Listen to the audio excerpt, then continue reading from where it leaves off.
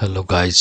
स्वागत है आपका हमारे यूट्यूब चैनल में जिसका नाम है स्किल टेक 01। आज इस महत्वपूर्ण टॉपिक पर हम बात करेंगे, वह है भारत का निर्वाचन आयोग। चलिए आइए देखते हैं इससे जुड़ी महत्वपूर्ण जानकारी को। भारत निर्वाचन आयोग एक स्वायत्त एवं अर्ध न्यायिक संस्थान है जिसका गठन भारत में स्वतंत्र एवं निष्पक्ष रूप से विभिन्न राज्यों के प्रतिनिधि संस्थानों में प्रतिनिधि चुनने के लिए किया गया था। और भारत में जो चुनाव आयोग की स्थापना थी वो 25 जनवरी 1950 को की गई थी। अब हम बात करें, अगर आगे इसकी संरचना की बात करें तो आयोग में वर्तमान में एक मुख्य चुनाव आयुक्त और दो चुनाव आयुक्त होते हैं। एक मुख्य चुनाव आयुक्त और दो चुनाव आयुक्त। जब यह पहल 1950 में गठित हुआ तब से 15 अक्टूबर 1990 तक केवल एक मुख्य निर्वाचन आयुक्त सहित यह एकल सदस्य निकाय था। यानी कि 15 अक्टूबर 1990 तक एक ही सदस्य युक्त यह आयोग था और जिसमें मुख्य निर्वाचन आयुक्त होता था। 16 अक्टूबर 1990 से 1 जनवरी 1990 तक यह RBS शास्त्री और निर्वाचन आयुक्त के रूप में SS धनोवा और VS सहगल सहित 3 सदस्यीय निकाय बन गया। यानी कि 16 अक्टूबर 1990 से 1 जनवरी 1990 तक यह 3 सदस्यों का आयोग बन गया था, जिसमें RBS शास्त्री, SS धनोवा और VS सहगल थे। अब देखें, 2 जनवरी 1990 से 30 सितंबर 1993 तक यह एकल सदस्यीय निकाय बन गया। पहले 2 आयुक्त होते थे, फिर एक आयुक्त हुआ, फिर 3 सदस्य इसमें हुए और अब 2 जनवरी 1990 से 30 सितंबर 1993 तक यह एक एकल सदस्य निकाय बन गया और फिर 1 अक्टूबर 1993 से यह 3 सदस्यीय निकाय बन गया। अब देखते हैं चुनाव आयुक्तों की नियुक्ति एवं कार्यविधि। मुख्य चुनाव आयुक्त और अन्य चुनाव आयुक्तों की नियुक्ति भारत का राष्ट्रपति करता है। मुख्य चुनाव जो आयुक्त होता है, चीफ इलेक्शन कमिश्नर, तो उनका कार्यकाल 6 वर्ष अथवा 65 साल जो भी पहले हो का होता है, जबकि अन्य चुनाव आयुक्तों का कार्यकाल 6 वर्ष या 62 वर्ष जो भी पहले हो का होता है। चुनाव आयुक्त का सम्मान और वेतन भारत के सर्वोच्च न्यायालय के न्यायाधीश के समान होता है। मुख्य चुनाव आयुक्त को संसद द्वारा महाभियोग के जरिए ही हटाया जा सकता है। अब देखते हैं, भारत निर्वाचन आयोग के पास विधानसभा, लोकसभा, राज्यसभा और राष्ट्रपति आदि के चुनाव से संबंधित सत्ता होती है, जबकि ग्राम पंचायत, नगर पालिका, महानगर परिषद, तहसील एवं जिला परिषद के चुनाव की सत्ता संबंधित राज्य निर्वाचन आयोग के पास होती है।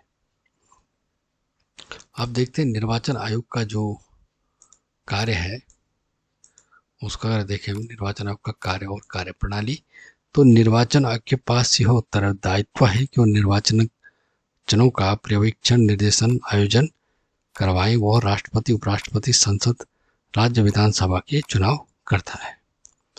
दूसरा, निर्वाचक नामावली तैयार करता है। तीसरा, राजनीतिक दलों का पंजीकरण करता है।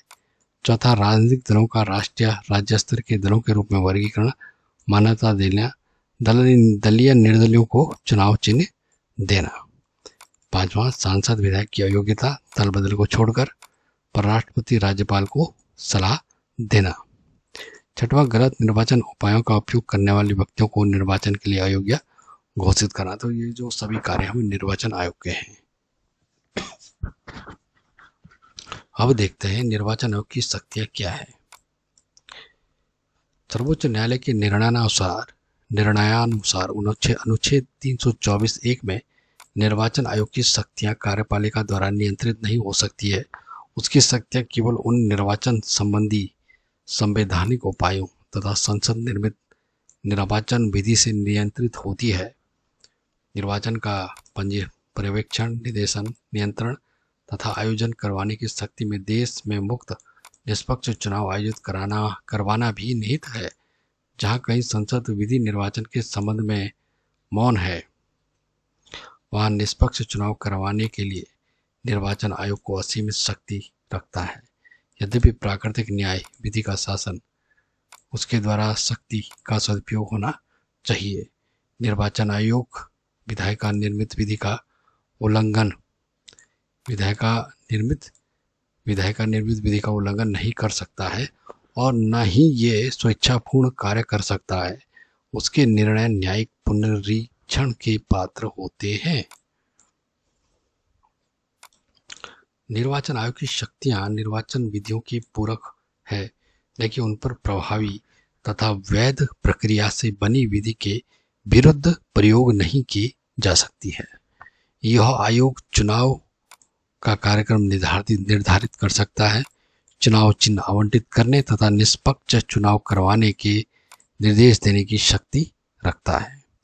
सुप्रीम कोर्ट ने भी उसकी शक्तियों का व्याख्या करते हुए कहा कि वह एकमात्र अधिकरण है जो चुनाव कार्यक्रम निर्धारित करे। चुनाव करवाना केवल उसी का कार्य है। जन प्रतिनिधित्व एक्ट 1961 के अनुच्छेद 14-15 भी राष्ट्रपति राज्यपाल को निर्वाचन अधिसूचना जारी करने का अधिकार, निर्वाचन आयोग की सलाह के अनुरूप ही जारी करने का अधिकार देते हैं। भारत में निर्वाचन सुधार हुए हैं वो क्या क्या हुए हैं?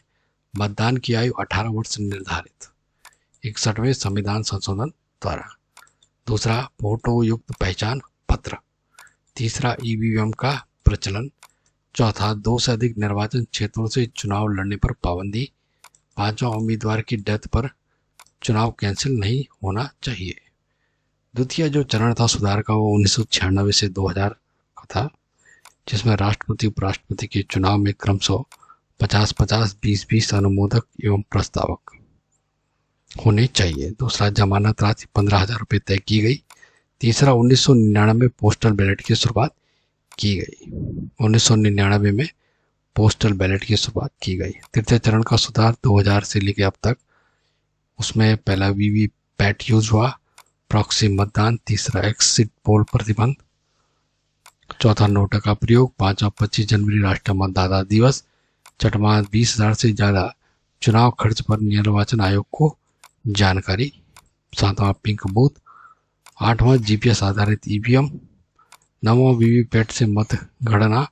10वां, सी विजिल ऐप, यानी कि 100 मिनट विवाद निपटान हेतु। अधिनियम और संशोधन 1988 से इस प्रकार के संशोधन किए गए हैं। इलेक्ट्रॉनिक मतदान मशीन का प्रयोग किया जा सकेगा। वर्ष 2004 के लोकसभा चुनाव में इनका सर्वत्र प्रयोग हुआ तथा 2014 के बाद लगातार मतदान में इसका उपयोग होता आ रहा है। दूसरा, राजनीतिक दलों का निर्वाचन आयोग के पास अनिवार्य पंजीकरण करवाना होगा। यदि वह चुनाव लड़ना चाहे तो कोई दल तभी पंजीकृत होगा जब वो संविधान के मौलिक सिद्धांतों का पालन करे तथा उनका समावेश अपने दलीय संविधान में करे। तीसरा, मतदान केंद्र पर कब्जा और जाली मत। तो ये सब जो इम्पोर्टेंट बिंदु थे वो भारतीय निर्वाचन आयोग से संबंधित थे। उम्मीद करता हूँ आप सभी को ये वीडियो पसंद आया होगा। तो हमारे चैनल स्किल टेक 01 को लाइक करें, सब्सक्राइब करें, शेयर करें और ज़्यादा से ज़्यादा जानकारी के लिए आप इस चैनल पर रहें। आपसे फिर मुलाकात होगी, तब तक आप सभी का बहुत बहुत धन्यवाद।